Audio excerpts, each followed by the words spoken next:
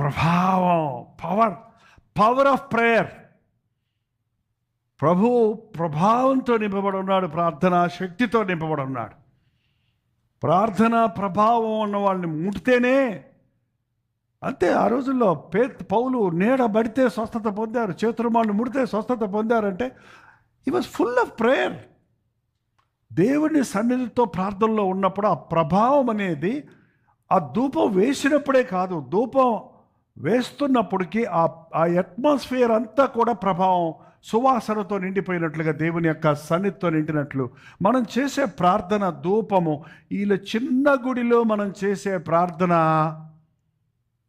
ప్రభావము ఈ నిమిషంలోనే కాదు, ఈ ఒక్క రోజుకే కాదు, ఆ ప్రార్థన ప్రభావము అది ఎంతైనా పనిచేస్తాండి. ఇంతమంది కోసం మనం ఇవాళ చేయటం లేదు, శుక్రవారం చేస్తున్నాం ఇతరుల కోసం, వాళ్ళ కోసం మనం ప్రార్థన చేస్తున్నప్పుడు ఇక్కడ మనం చేస్తున్న ప్రార్థన ప్రభావం లండన్లో, అమెరికాలో, యూకేలో, పల్లెటూరులో, గ్రామాల్లో, పట్టణాల్లో ఉన్న వాళ్ళకి జవాబులు దొరుకుతున్నాయి. అంటే ఇక్కడ మనం కూర్చొని రాత్రింబగళ్ళు వాళ్ళ ఒక్క పేరు పెట్టుకొని మనం చేయడం లేదు. ప్రార్థన ప్రభావం పోయి తాకుతుంది కాబట్టి వారి విశ్వాసాన్ని బట్టి వారికి విడుదల దొరుకుతుంది. నోట్ దిస్ పాయింట్ అంట.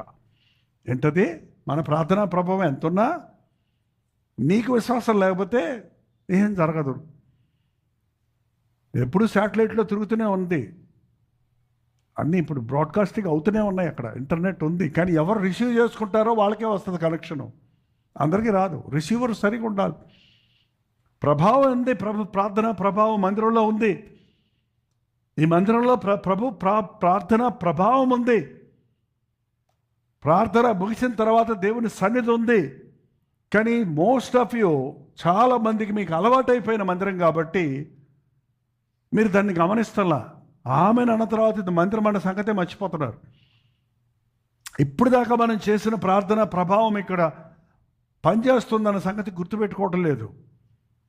కాబట్టి మీరు రిసీవ్ ఎవరైనా కొత్తగా వచ్చిన వాళ్ళు చూడండి, వచ్చినంటే దేవుని సన్నిధి అనుభవించామని చెప్తారు నాకు సాక్ష్యాలు. నేను భయంకర తలపోటుతో వచ్చాను, నేను మందిరంలోకి అడుగు పెట్టగానే నా తలపోటు తగ్గిపోయిందని చెప్పి సాక్ష్యాలు చెప్పిన వాళ్ళు బోల్డ్ మంది ఉన్నారండి. ఒకటే కాదు, చాలా రకాల సాక్ష్యాలు. నేను మందిరంలోకి వచ్చేటప్పటికి నాతోటే దేవుడు మాట్లాడాడు అని చెప్పేవాళ్ళు కొంతమంది ఉన్నారు. కారణం, ధూపవేదిక ఎప్పుడు ప్రార్థన ధూపం జరుగుతుంటే దాని ప్రభావం అక్కడ మాత్రమే కాదు, అక్కడ నుంచి భూదిగంతముల వరకు వెళ్తుందండి. పొద్దున్న సాయంత్రం ఆ ధూప వేదిక మీద సాంబ్రాణి లేక ఆ పరిమళ ద్రవ్యాలు వెయ్యాలి. ఆ అగ్ని ఆరకూడదు. ఆ యాజకుడి పని ఏంటంటే అక్కడ ఆ ధూపం వెళ్తూనే ఉండాలి. అదే ఎడతెగని ప్రార్థన చేయమన్నాడు. అందుకే దేవుడు ఏమన్నాడు? ఎడతెగని ప్రార్థన అంటే షార్ట్ ప్రేయర్ కాదు, లాంగ్ ప్రేయర్ కాదు, ఎడతెగని ప్రార్థన, ప్రార్థనాత్మ. అంటే ఎడతెగని ప్రార్థన అన్నప్పుడు మనం దినమంతా ప్రార్థన చేయలేము.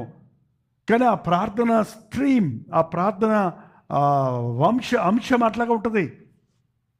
మనం సడన్గా దేవుడు ప్రేరేపించిన విషయాలు చేస్తూనే ఉంటాం, జ్ఞాపకం చేసుకుంటూనే ఉంటాం. అది ప్రార్థన ప్రభావం. ప్రార్థన ఎడతెగని ప్రార్థన అంటే దాని ప్రభావం అక్కడ మాత్రమే కాదు, అక్కడ నుంచి భూదిగంతముల వరకు వెళ్తుందండి. పొద్దున్న సాయంత్రం ఆ ధూప వేదిక మీద సాంబ్రాణి లేక ఆ పరిమళ ద్రవ్యాలు వెయ్యాలి. ఆ అగ్ని ఆరకూడదు. ఆ యాజకుడి పని ఏంటంటే అక్కడ ఆ ధూపం వెళ్తూనే ఉండాలి. అదే ఎడతెగని ప్రార్థన చేయమన్నాడు. అందుకే దేవుడు ఏమన్నాడు? ఎడతెగని ప్రార్థన అంటే షార్ట్ ప్రేయర్ కాదు, లాంగ్ ప్రేయర్ కాదు, ఎడతెగని ప్రార్థన, ప్రార్థనాత్మ. అంటే ఎడతెగని ప్రార్థన అన్నప్పుడు మనం దినమంతా ప్రార్థన చేయలేము. కానీ ఆ ప్రార్థన స్ట్రీమ్, ఆ ప్రార్థన అంశం అట్లాగా ఉంటుంది. మనం సడన్గా దేవుడు ప్రేరేపించిన విషయాలు చేస్తూనే ఉంటాం, జ్ఞాపకం చేసుకుంటూనే ఉంటాం. అది ప్రార్థన ప్రభావం. ప్రార్థన ఎడతెగని ప్రార్థన. దివారాత్రములు దాన్ని ధ్యానించేవాడు ధన్యుడు. అంటే దివారాత్రాలు వాక్యం చదవలేము, కానీ దివారాత్రాలు అంటే 24/7 వాక్యాన్ని ఆలోచిస్తూ, ధ్యానిస్తూ, గుర్తు చేసుకుంటూ, నెమరు వేసుకుంటూ ఉండొచ్చు. అది ఎంత నిజమో దినమంతా దేవా స్తోత్రం, దేవా సహాయం చేయి, ప్రభా నడిపించు, ప్రభా నువ్వు నాకున్న వందనాలు, హల్లెలూయా అని నీ మనసులో నీకు నువ్వే అనుకుంటూ నిమిషానికి ఒకసారి నీకు దేవుడు గుర్తొస్తున్నాడంటే నీకు ఆ ప్రభావం ఉందని అర్థం. ఆదివారం తర్వాత ఆదివారమే వస్తున్నాడు, లేకపోతే అవసరమైనప్పుడే దేవుడు వస్తున్నాడు, కావాల్సినప్పుడు మాత్రమే దేవుడు వస్తున్నాడంటే అదేంటండి?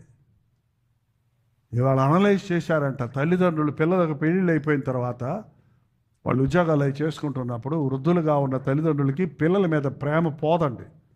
ఎట్ట పోద్ది? చిన్నపిల్లలు ఉన్నప్పుడే కాదు, పెద్దోళ్ళు అయిన తర్వాత కూడా పిల్లల మీద ప్రేమ ఉంటుంది. ఫోన్ కనుక వాళ్ళ నాన్న చేశాడంటే, ముఖ్యంగా అమ్మదేమో కానీ నాన్న చేశాడంటే కొడుకు ఫోన్ చూసి అనుకుంటాడంట, ఎన్నిసార్లు చేసినా ఎత్తవేరా, బిజీ నాన్న, టూ బిజీ నాకు అంటారు కావాలంటే ఎప్పుడు అడిగినప్పుడు. అదే కొడుకు చేశాడు అనుకోండి ఫోను, ఆ ముసలోడు కళ్ళు కనపడక కళ్ళజోడు ఎత్తుక్కొని కొడుకు తెలియకటి బాగున్నారా అంటాడు, బాగున్నారా అంటాడు, నేను బాగాలేదనిలే ముందు అంటాం. ఏంటండి, మనం దేవుడికి కూడా అట్టగే ఫోన్ చేస్తున్నాం. దేవుడు మనకు ఫోన్ చేస్తే మనం వేస్తాం, దేవుడు చెప్పాలనుకున్నప్పుడు మనం వినాం. ఉండయా, నేను వేరే బిజీగా ఉన్నాను, ఇప్పుడు ప్రార్థన చేసుకో, లేచి ప్రార్థన చేయి, ఉండే నిద్ర వస్తుంది, ప్రార్థన చేసుకొని బయలుదేరు. ఏంటి ఎప్పుడు ప్రేరేపణ రాదా మీకు? ప్రార్థన చేసుకోలేదే అనే ఆలోచన రాదా అసలే? నిజం చెప్పండి, కమాన్, వస్తుందా రాదా? లోపడతారా లోపడరా? వచ్చి చేసుకుంటానులే లేకపోతే సరేలే ప్రభాతుడా ఆబని అంటాడు కావంటే. ఏంటండి ప్రార్థన ప్రభావం? దేవుని మందిరంలో ప్రార్థన ఉండాలి. ప్రార్థన లేని మందిరాలు ప్రభావం లేని మందిరాలు. సమూయేలు కాలంలో దేవుని మందిరంలో వాక్యం లేదు, ప్రార్థన లేదు. 1 సమూయేలు 3వ అధ్యాయం 1వ వచనం చదవండి. 1 సమూయేలు 3వ అధ్యాయం 1వ వచనం.